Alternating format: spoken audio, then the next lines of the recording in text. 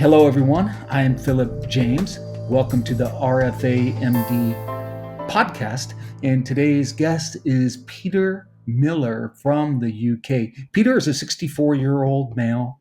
He had a goiter. He visited 3 different doctors in the UK. They all recommended thyroidectomy. He then turned into his own best advocate, did online research. He located an ablation doctor, Dr. Valcavi in Italy. He avoided surgery, got the goiter treated successfully, and he's already seen the benefits. Peter, looking forward to hearing more details. Welcome. Pleased to be here. Thank you, Philip. How's everything in the UK today? It's a much better place than it was a couple of months ago for me, I can tell you that. So let's get started. Peter, why did you require ablation? What was your medical issue? Okay, well, I started to have concerns in July last year. My neck had got quite enlarged, and I was having breathing difficulties. Not terrible, but becoming uncomfortable. And it was something that I'd been sort of aware of for a while, but I started to get, I'd had a little bit of dizziness, getting in and out of bed or in a chair at times. And I thought I'd better go and sort of go to a doctor or go private and check up the situation with the doctors. It was hard to see a doctor, so I booked into a private clinic to get an opinion. And they did an ultra scan and said and told me that I had this goiter, which I'm not educated medically at all, Philip. So I didn't really know. It was a bit scary, and I was told straight away I had to have an emergency operation. I had to get this goiter removed, to my thyroid removed, or potentially it could be life threatening. So that sort of kind of woke me up very much. And I started to do some research online and try and find out a bit more. And to be honest, I came across an article that yourself had written, which was, I think you were talking about low volume unskilled surgeons and the consequences of thyroid surgery. And it really made sense to me. It was an article that wasn't. I thought it was very fair, and there's good and bad at every level. And at the same time, I'd seen something. Someone had said that we don't 100% know what the full function of the thyroid is. So I kind of thought, well, that doesn't make sense to remove it if I don't really know 100% what it does. And I'm 64 years of age. I've never been in hospital. I've never had a procedure before. I'm a self-confessed coward towards pain, needles, or anything like that. So I was kind of looking at something that wouldn't be life-threatening and be too bloody. And then obviously through the stuff that I'd read, and then reading more of some of the written text that you put out there, I then watched the YouTube. Got more interested in it, did more research on it, went back to the doctors and the specialists in the UK. RFA was never mentioned as an option, and still hasn't. I haven't had a conversation in the UK about RFA with any of the specialists that I've spoken to about my goiter. And my issue with that, Philip, is that if it's a surgeon or a doctor's opinion that it's not the right route, I don't have a problem with that. Everyone's entitled to an opinion, but I think if there's an option out there, we should be made aware of it. And that was what was striking to me. So that's what got me interested in RFA. And I saw some stuff coming out of Korea. Obviously, tried to get some information in the UK. And then, as I say, reached out to yourself and got referred to Dr. Valcavi, which was just the greatest experience that I could have possibly hoped for. Peter, number one, congratulations on being your own advocate. Your own advocate is the best advocate. You did your research. I want to backpedal a second. Sure. Just to review what you have kind of shared with us.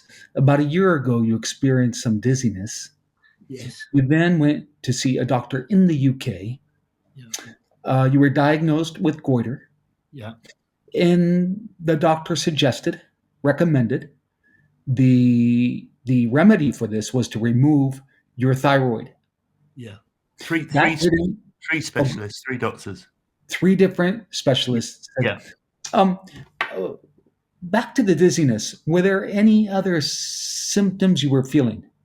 Well, I think on reflection, there was more going on than I'd thought about, because one of the things I've had for quite some years is, I can only describe it as like a Mhm. constant, like an itching, on my skin, which became like behind my knees, and that became really intense, and I was getting like so much so that it was marking.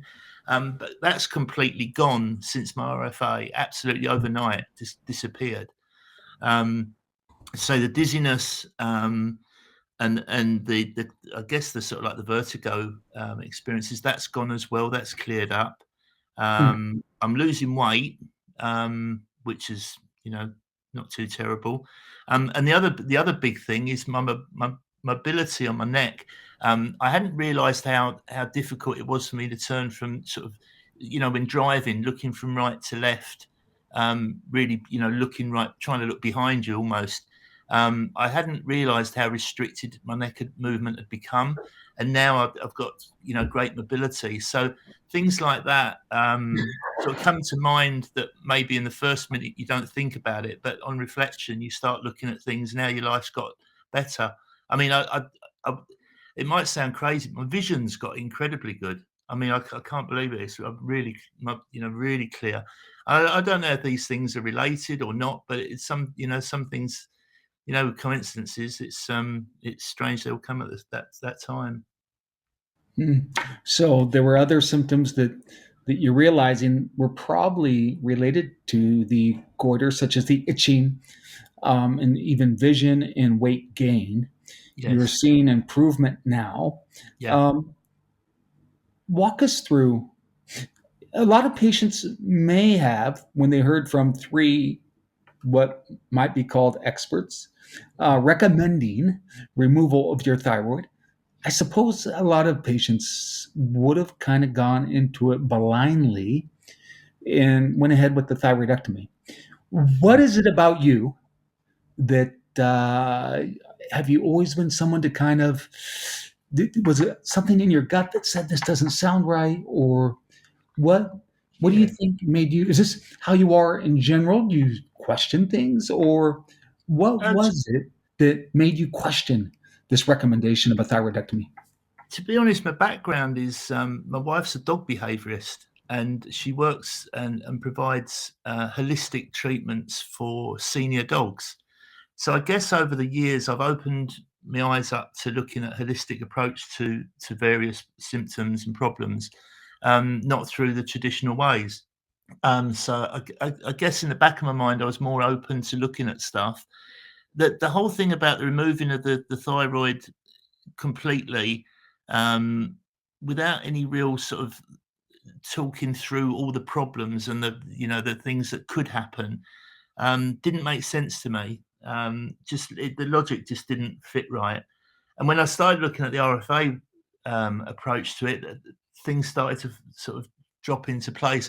I wanted my sort of my main objectives were to have a continued good quality of life without taking pharmaceuticals, and to keep my thyroid. They were the things, and that's when I approached Dr. Valcavi. That was the thing. I wasn't worried about a cosmetic thing, you know, about 100% removal of the goiter. If I could get it, I said to him, if I could reduce the goiter by 35 to 40% and live well and not be on meds and keep my thyroid, that would be absolute success for me. That's where I was starting out from. And obviously, so far the results have been exceeded far and above what I was looking for. Can you walk us through how you make the journey from the UK to Yeah. Italy for this treatment? Yeah, well, I think it was. I mean, the one thing that was coming back, I had a CT scan in the UK, and that's when I got really concerned, and that's when they were really pushing me to have the operation there and then. And I thought I've got to do something, make a decision one way or another. I can't just pretend this isn't there. In actual fact, Dr. Valcavi said this is probably the biggest goiter that he's treated, and I think he's done over 1,800 of these procedures. Um, and so it wasn't available. It simply wasn't available in the UK. So I had the choice of going to Korea, or Italy or United States. And to be honest, the financial side of it, that what I did see in the US, it was expensive, a lot more expensive than in Italy. But the thing what really sort of got me was the video that he did with yourself. Um, he, he's sort of manner. He's very he's a very sort of gentle, patient man. And for someone who's paranoid about being hurt and needles and pain, you need someone who's very calming and not sort of the Doctor Death sort of scenario.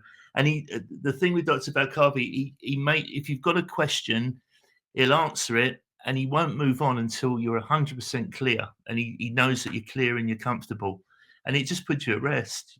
So the whole experience, as soon as I connected with him, was just it was just so easy. Um, and the procedure itself was, you almost feel embarrassed afterwards that you were stressing about it beforehand. You got this tiny little mosquito bite on your neck. And I said to Dr. Valcavi at the time, I said that the most pain I had in the whole experience was pulling the plaster off the next day. It's just absolutely painless. And I'm going to go back from a second procedure in October, and absolutely with no fear at all about going there, which before the last one, it was very stressful. Wow. So you initially had was it a consultation through video before you made the trip? Yeah, I sent all my notes over to him by email, and we bounced back lots of emails, and I was impressed how quickly that he replied and just how he got it. I mean, the conversations again going back. I'm not just being negative in the UK, but every discussion I had in the UK, it was very dismissive. It was you've got to do this. That's it. Don't ask any questions. This is how it is, and it was a whole different experience with Dr. Valcavi, and as I say, it put me completely at ease. I trusted him, and so yeah, and that was the big difference for me. Um, and I mean he worked mainly on the left lobe. Um, it was 13.5 centimeters, and the right lobe was 11.7 centimeters. And then I had an ultrascan the end of last month, which was 2 months after the procedure. And my left lobe is down; it's 9 centimeters now. The right one's 8 centimeters.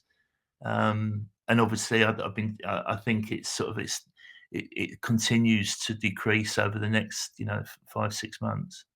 Wow, Peter, fantastic. Just to put a visual with it, you said you've lost weight since the procedure. Yeah. Do you mind if I ask what was your weight previously and what is it today?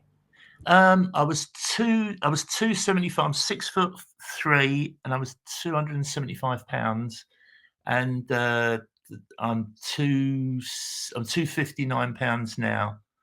So yeah, I've lost a bit, and And that's was in there 2 months. other lifestyle changes, or do you think the weight loss was directly related to the ablation? I think there's some lifestyle change because I feel better in myself. Um, and I feel healthier. I stick to taking my vitamins. I don't take any meds at all. I took obviously the meds for the 4 weeks after the procedure that was given, and that was done. I take my vitamins, no other meds, and it's. I mean, yeah, feel a lot healthier, eating better, more exercise because I feel more mobile. I'm not getting any dizzy spells. I'm not having any problems with breathing. So obviously, by extension, I can walk, and enjoy my walks more. Um, so it's definitely the best decision I've ever made, without a shadow of doubt. Fantastic. Um, you know, for those listening, they may be wondering, what was the logistics? How many days did you spend in Italy? Okay. How was recovery? I won't lie. When I got the chance to go to Italy, we thought we'd make the most of it. So we did go, and my son came over with me. We ended up over there for a week, but you could have done it a lot quicker. I had a biopsy on the Tuesday. The results came back 3 days later. I sat down with doctor on the Thursday and had the procedure on the Thursday as well. And I could have flown home the next day. I drove home from the procedure 2 hours later. Felt great. Um, I slept well that night, and the next day I was up and I felt fine. Um, my throat was still the same size the next day. It goes down slowly over a period of time. Um, but I felt great, and as I say, no pain at all, no after effects whatsoever. There's probably some listening to this, and they're probably considering doing exactly what you did, going to Mm, Italy for treatment. You are becoming a great resource in all your research. What was the cost difference between what you found in the U.S., Korea, and Italy? mm. I didn't look at the prices for Korea, to be honest. But the States, I was looking at something, I think anything from sort of 35, 40,000 upwards, and that's without the anaesthetist and stuff like that. This has so far cost me, I'd say about $6,000 for the first procedure and the biopsy with Dr. Valcavi, and then the cost of flying the cheap flight to Italy and bed and breakfast over there, minimal, So the best money I've ever spent, without a doubt. And I'm not being dramatic. The best money I've ever spent. Yeah, I'm going to actually say the same. It's the best money you spent. You avoided surgery. You kept your Yeah, thyroid. yeah, You've preserved your quality of life with the thyroid. Really kudos to you for being your own best advocate and finding the best treatment. yeah. Well, and it's thanks to to yourself, Philip. It's the first time I had a chance to speak to you, and thank you. But to read what you've written, which made absolute sense, um, and then to watch your YouTube and watch your interview with Dr. Belcavi has changed my life. Peter, good. Fantastic. This is a fantastic patient story. Um, if a if somebody is listening and they want to talk to you, Mhm. are you available for someone to reach out to you? Yeah, of course. To be honest, I've been on a couple of forums in the UK, um, just because when I was trying to find out information initially, and then I went back and asked about if anyone knew anything about RFA, and there was absolutely no knowledge. And I've been sort of kind of helping and just telling my story to other people in the UK, and that's been helpful because people don't get the offering there, and I'm encouraging them to go and to Italy and have the treatment. So I'd be delighted because if it wasn't for the information out there that I found, it wouldn't have nobody would have told me in the hospital or the the doctors in the UK. So these platforms are absolutely invaluable. So I'd be no problem at all about giving my sort of opinions and whatever for what it's worth.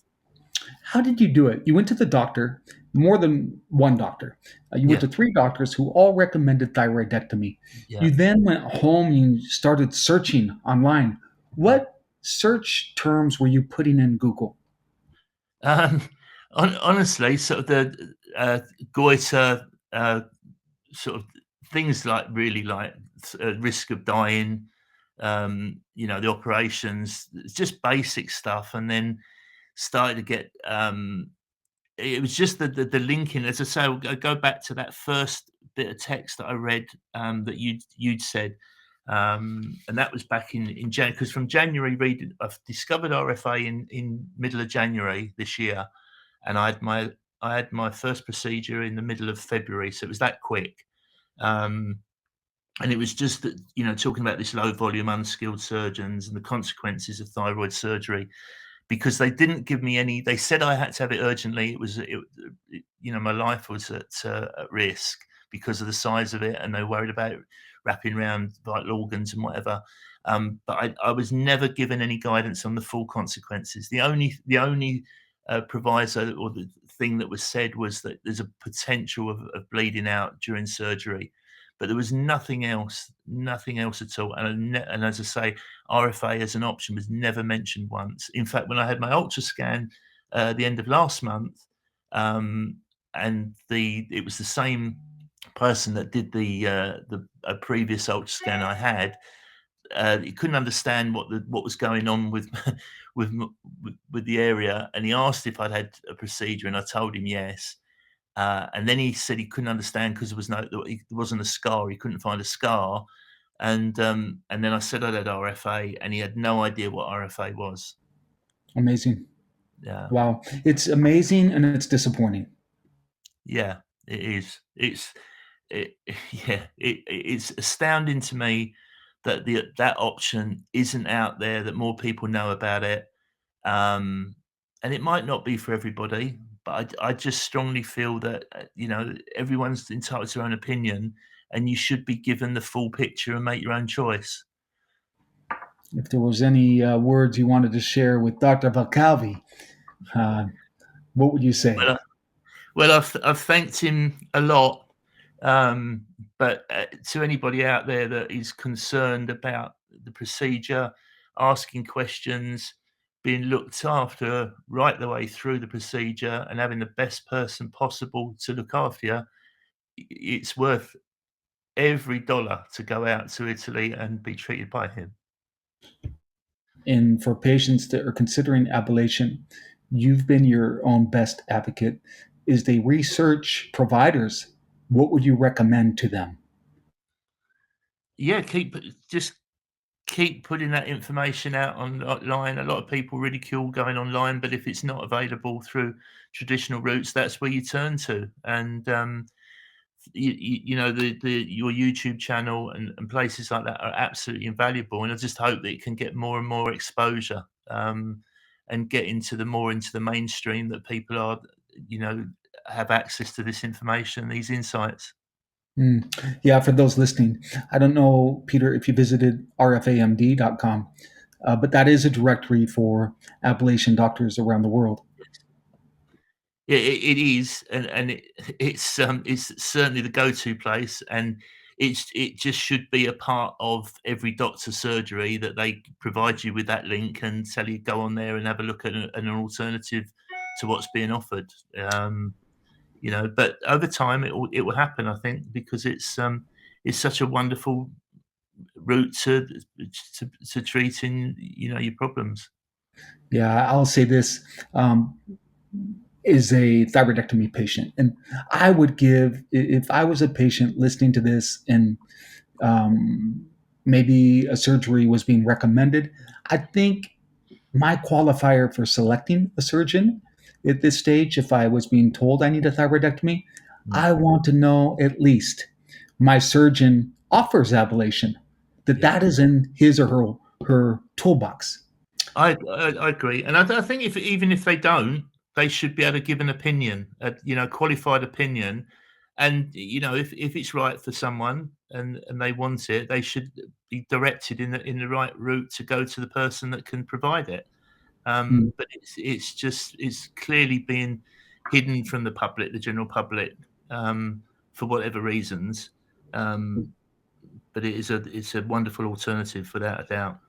Well, Peter, thank you for sharing your story. It's going to help many patients that listen to this interview. Thank It's you. a pleasure. Thank you. Everyone, thank you for joining us today. If you are looking for an ablation doctor or other ablation resources, such as ablation trainings around the world, you will find all at rfamd.com. If you'd like to reach me directly, or if you'd like to hear from a particular guest or about a particular topic on this podcast, send me an email, philip@rfamd.com, Philip with one L, Philip @rfamd.com.